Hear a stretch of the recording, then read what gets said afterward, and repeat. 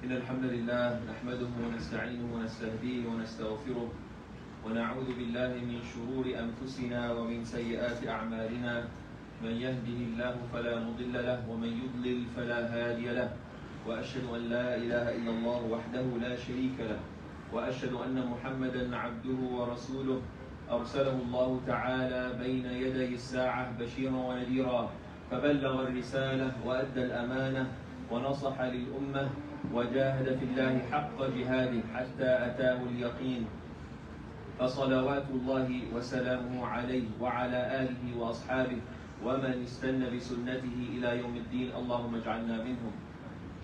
يا أيها الذين آمنوا اتقوا الله حق تقاته ولا تموتن إلا وأنتم مسلمون أما بعد. You know, there's a little known story in the seerah, in the life of the Prophet Muhammad sallallahu alaihi wasallam, the context of which comes when the Muslims were at their weakest point, at their most fragile moment, so much so that some of the companions took permission to go and make the first migration to Abyssinia because the oppression was so much and so great. And so the story that I'm about to share happens in this context. So once upon a time, a man comes into Mecca to do some business. So he ends up coming into a business agreement with the great villain Abu Jahl, whom we all know. So Abu Jahl basically tells him as follows: you give me the goods now, and you go on and finish your business trip. Come back when it's the end of your business trip and come and collect. Louder. Bismillah, louder. Okay, no problem. So he comes in to collect. He says, I'm good for it. You go take care of your business trip, and I'm good for it. You come back and I'll pay you then. Of course, Abu Jahl, the crook that he was, surprise. The man finishes his trip. He comes back to collect, and he basically now is starting to play some games with the man. And ultimately, he tells the man, I'm not going to pay you. What are you going to do about it? That's the gist of the story. So the man then starts to raise his voice in Mecca, asking, who can help me get my rights from this crook? My rights are being infringed upon. Who can help me? So then some other friends of Abu Jahl, they see this and they start seeing the commotion that the guy is starting to create. So these guys have an idea of their own. They want to have a little fun of their own. They go to the man and they say, there is someone who can help you. In Mecca, it is Muhammad ibn Abdullah sallallahu alaihi wasallam. We say that. They didn't say that. But they said, go to Muhammad and he will help you. So the man goes to Muhammad sallallahu alaihi wasallam and he explains the situation, and the Prophet sallallahu alaihi wasallam immediately gets up, marches to the house of Abu Jahl, knocks on the door, boom, boom, boom.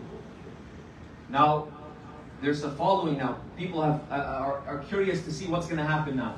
The reason why they set this up, they thought it's a win-win scenario. Either the Prophet ﷺ would be forced to admit his relative weakness, there's nothing I can do to help, or he would be foolish enough to go and confront Abu Jahl. This is what they thought in their mind. So the Prophet ﷺ goes, and Abu Jahl now opens the door, and Abu Jahl's face when he opens the door is pale. So then the Prophet ﷺ immediately tells him, how dare you, Abu Jahl, take the rights of this man? Go immediately and get him his money and pay him so he can go on his way. Abu Jahl, without saying a word, closes the door, goes inside, gets the money, comes up, pays the man, and he goes on his way. And then Abu Jahl goes inside. A few hours later, the people that set this up are confused. What's going on? Abu Jahl comes out later, and they ask him, what happened? We set you up with this alley-oop. All you have to do is slam dunk on him. What happened? And Abu Jahl says, astonished, did you not see? Did you not hear what I heard? And did you not see what I saw? He explains that before I opened the door, I heard this loud sound that scared me to my core like never before. Then I opened the door and I saw behind me, behind the Prophet ﷺ, behind Muhammad, a huge camel that I thought to myself, if I didn't do immediately what he said, this camel was so large it would swallow me whole. And this is one of the miracles of the Prophet ﷺ.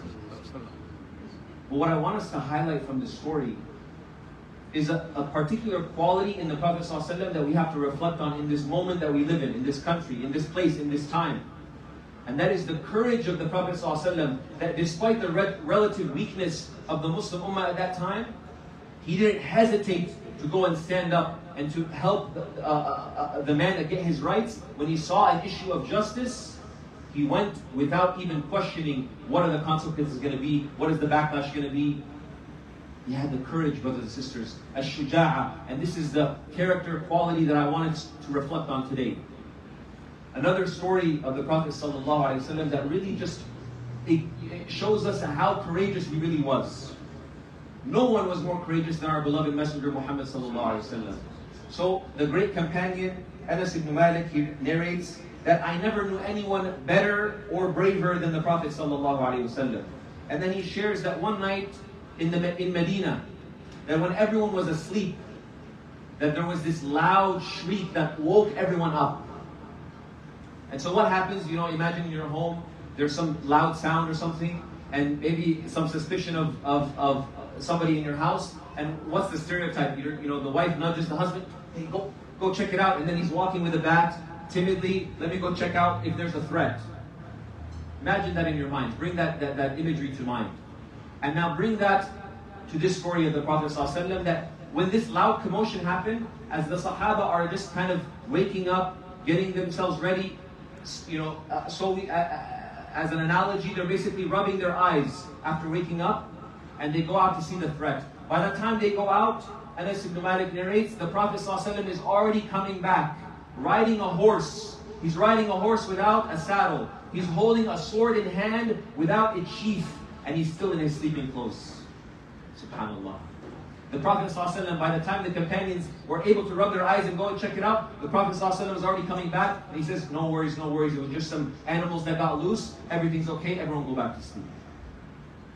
This is your Messenger ﷺ, yours and mine. So this quality of character, this character quality of courage. When we talk about courage, there's two great luminaries, two great scholars that you're either very familiar with them or you've heard their name. Ibn al-Qayyim al-Jawziyah and Imam al-Ghazali. Both of them independently, you could say from different schools of thought, come up with 4 qualities that they summarize, that good character is summarized in these 4 qualities. A prerequisite of having good character are these 4 qualities. Now Ibn al-Qayyim, he says they are patience, self-restraint, courage, and justice. Imam al-Ghazali comes up with a similar 4, but one difference. Instead of patience, he says wisdom, courage, self-restraint, and justice. But subhanAllah, both of them highlight as courage as this essential quality, part of good character. And this is why, in this day and age, they say courage is the mother of all virtue. Because it might happen that a person has good character once or twice, sporadically, erratically, here and there. But to have good character consistently, you have to have courage. In our tradition, the scholars teach us, in order to understand a concept, oftentimes it's helpful to know what something is not. So let's talk about what courage is not. Courage is not to be confused with the lack of fear or anxiety. It's not that there is no fear or anxiety, but rather courage is the ability to push through that fear and anxiety. Think of the story of Musa alayhi salam. For the sake of time, we'll skim over it. But as we remember, Musa alayhi salam, when he speaks to Allah, and Allah commands him to throw the staff, it turns into a snake. And what does Musa do? He turns around and runs the opposite direction until Allah tells him to grab the staff. Then later, Musa alayhi salam is told, you have to go and confront the Pharaoh. And he says, but I have this weakness and that weakness. And at least give me Harun as my right-hand man. And Allah gives him. And then the 2 of them are ready to go to the Pharaoh, and they have some hesitation. But what about this and what about that? But Allah consoles them. So it wasn't that there was no fear or anxiety, but rather, who was more courageous than Musa alayhi salam? He pushed through that fear and that anxiety with courage. Courage is also not to be confused with this aggressive, belligerent, angry mentality and attitude that we often confuse it with. That we see, there's someone whose rights were taken, and out of pursuit of the haqq and the truth and justice, all adab, all comportment and manners goes out the window. That is also not what courage is. Courage, brothers and sisters, Imam al-Ghazali, he gives us the definition and teaches us what courage truly is. Imam al-Ghazali, the great luminary that teaches us the purification of the heart and purification of the soul, he teaches us about our nafs, that we all have an ego, a self, that has many different qualities. Amongst the qualities of our nafs is this predatory, animalistic quality that we all have to our nafs. It's that fiery side that whenever our rights are infringed upon, when we get hit, it's our instinct to hit back. It's that fiery side of us. That's the predatory instinct that has within all of us, that if it's not controlled, it can be a problem. But Imam al-Ghazali says that courage is when you take that predatory instinct and you channel it and you filter it through your hikmah, your wisdom, that other great quality that he mentioned, through your intellect. You use your intellect. What is the best sound way to handle a situation?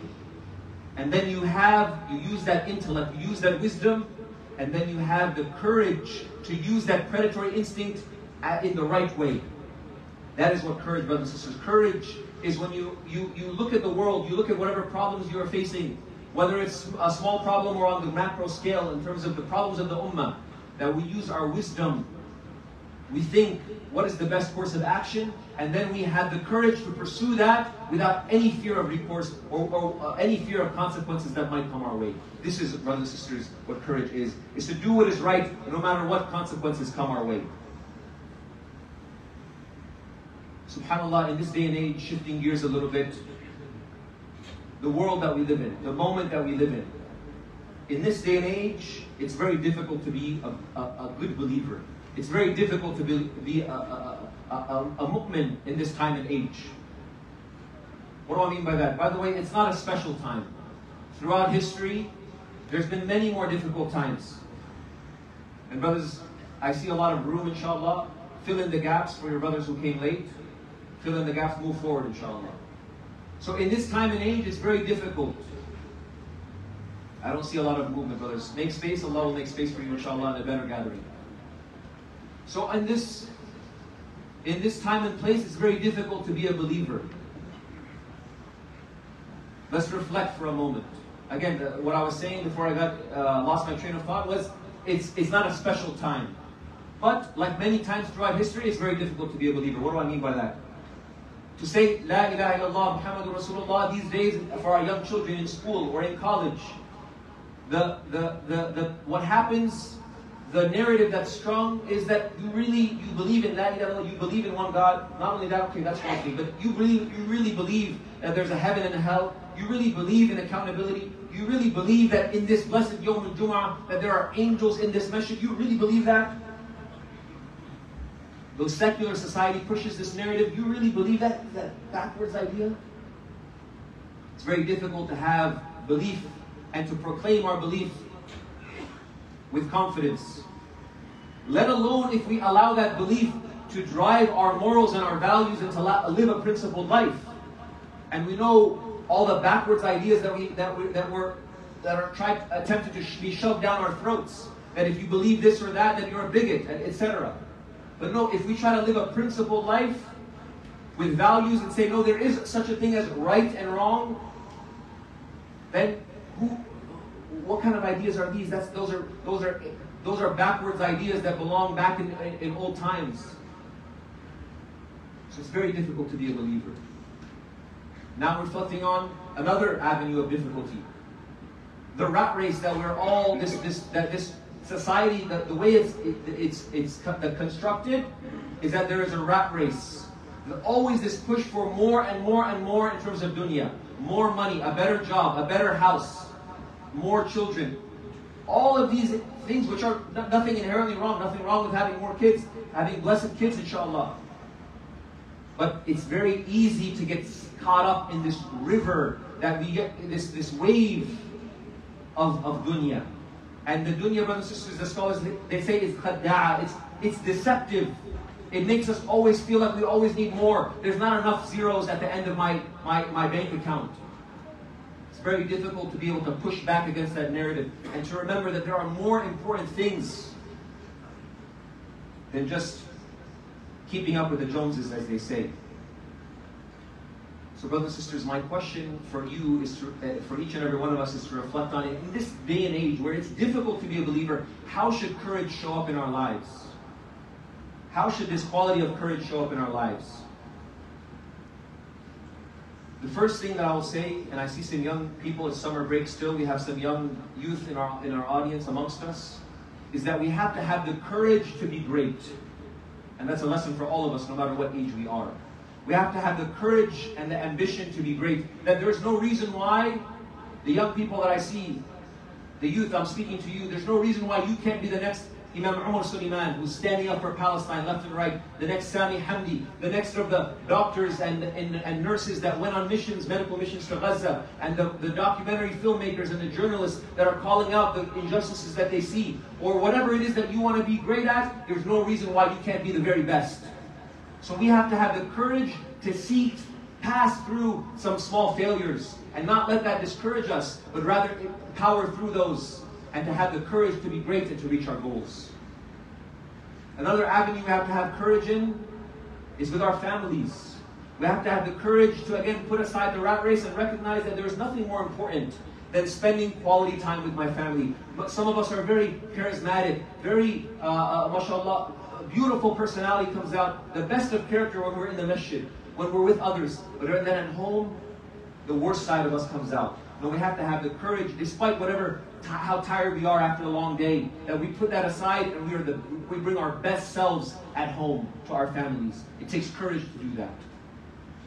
Another avenue we need to have courage on is our relationship with Allah subhanahu wa ta'ala, recognizing that there is no reason why I can't be from the mu'mineen, the muhsineen, the sabiqun, the righteous believers, those who strive for excellence in all things, beauty and excellence, the ones who are the sabiqun, who are foremost competing to be in the front lines here, competing to finish not just one recitation of Quran in Ramadan, but more so. And this ethos, sometimes we think of ourselves and go, I'm that kind of Muslim, I just come to Jummah, or I just do my best here and there. No, we have to have the ambition to recognize that there's nothing more important than our relationship with Allah subhanahu wa ta'ala. And whatever skeletons we come, whatever skeletons are in our closet, Allah's mercy is far greater than that.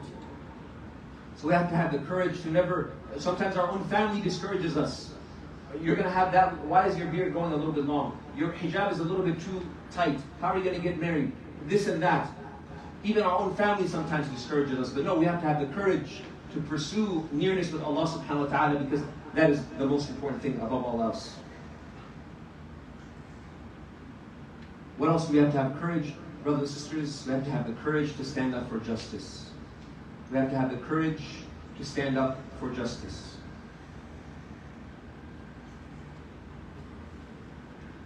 We all know there's an ongoing genocide happening to our brothers and sisters in Gaza, in Palestine. And I'm here to give you a reminder that the Israeli apartheid state, the Israeli government, inshallah, and their system of oppression and their system of genocide, inshallah, by the will of Allah subhanahu wa ta'ala, by His tawfiq, is on the brink of collapse. It's on the precipice of collapse. The analogy I give is like Jenga blocks. You ever played the game Jenga with kids?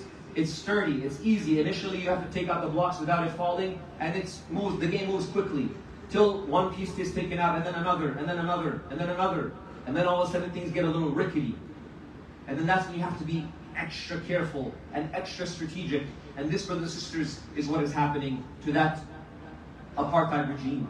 This is why they get so desperate with their gaslighting, with their victim blaming, that this compelling, very elaborately strong narrative that they are in fact somehow the victims. This is the reason why they get so desperate and so they play with such dirty tactics, is because those blocks are being taken out one by one, inshallah, and the tide is turning. The world has woken up. The world has woken up, and even in this country, forget about the politicians, the crooked politicians, but think about the average, everyday person, the U.S. citizen, especially the youth, the college students who are the future of those politicians and other influential positions. The tide is turning. The moment is all far too gone. The cat is out of the box, as they say.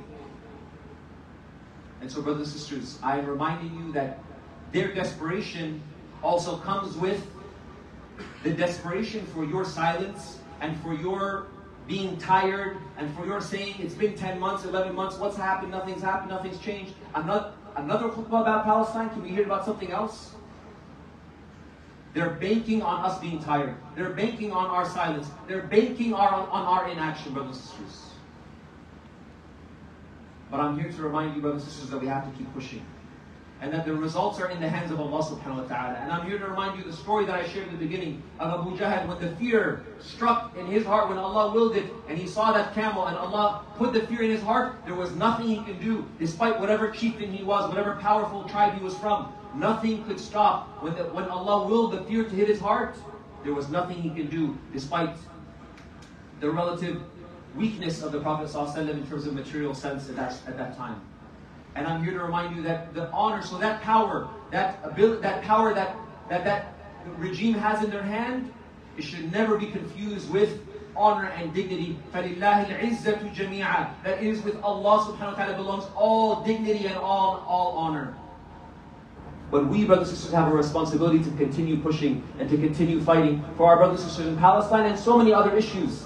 May Allah help all the ummah become united and to be strengthened, Ya Rab. So it is this reminder that I leave you with on this blessed Yawm al-Jum'ah. And now we sit down and we take a moment of silence to seek Allah's forgiveness for our shortcomings, the ones we did in our own privacy, and the ones as a community that we have fallen short, standing up for our brothers and sisters who are oppressed. أقول قولي هذا وأستغفر الله لي ولكم فاستغفروه إنه هو الغفور الرحيم.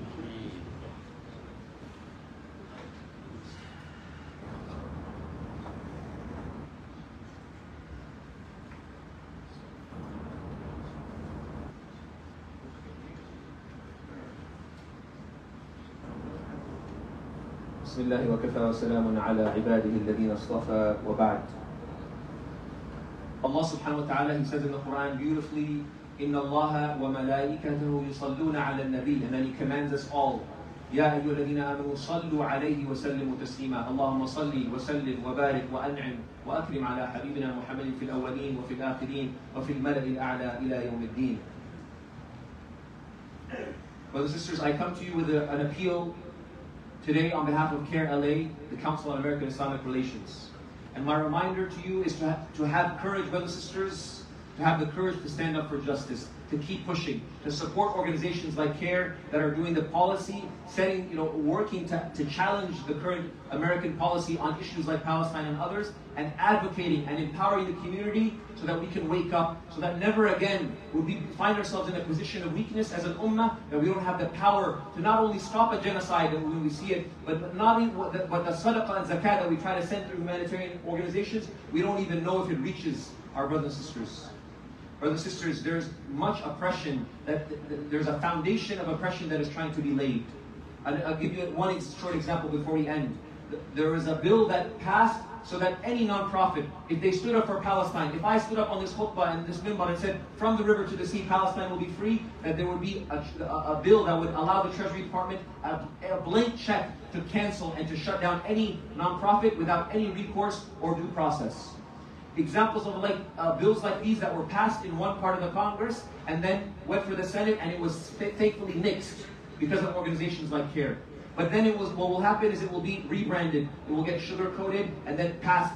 They aim for here, and then they'll be content with passing a bill, and then one after another they're setting the foundation for oppression. Brothers and sisters, we have to support organizations like CARE. So it's with that in mind that I encourage you to get involved. Sign up to support your organization CARE as a monthly donor. Sign up to be a volunteer. Sign up to help out, inshallah. We end with dua. We ask Allah subhanahu wa ta'ala, by His infinite grace and boundless mercy on this blessed Yawm al-Jum'ah, to not allow us to leave this khutbah without internalizing some lesson from it. We ask you, Allah, to not allow us to leave this blessed Yawm al-Jum'ah and to leave that door back there without attaining your forgiveness, without attaining your maghfirah, without attaining your rida, Ya Allah. We ask you to be pleased with us. Ya Allah, we seek nothing else other than for you to be pleased with us in this moment, Ya Allah. We ask you, Allah, by your infinite grace and boundless mercy, to have mercy upon all the ummah of Muhammad sallallahu alaihi wasallam, to be with the people of Palestine, to be with the people of Gaza, to aid them over their oppressors, to be with all our brothers and sisters all throughout the Muslim ummah who are facing oppression, who are facing so much difficulty, Ya Allah, and hardship,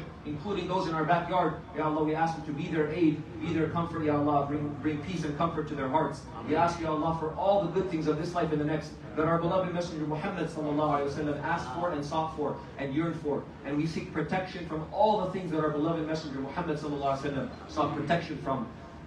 and sought protection from Ya Allah in you. Ya Allah, we seek no aid, Ya Allah, other than your aid. Ya Allah, we have no one else to run to other than you, Ya Allah. Ya Allah, we run from ourselves, Ya Allah, to you, Ya Allah. Ya Allah, we run to you. Ya Allah, we run to you, Ya Allah. ربنا آتنا في الدنيا حسنة وفي الآخرة حسنة وقنا عذاب النار. عباد الله.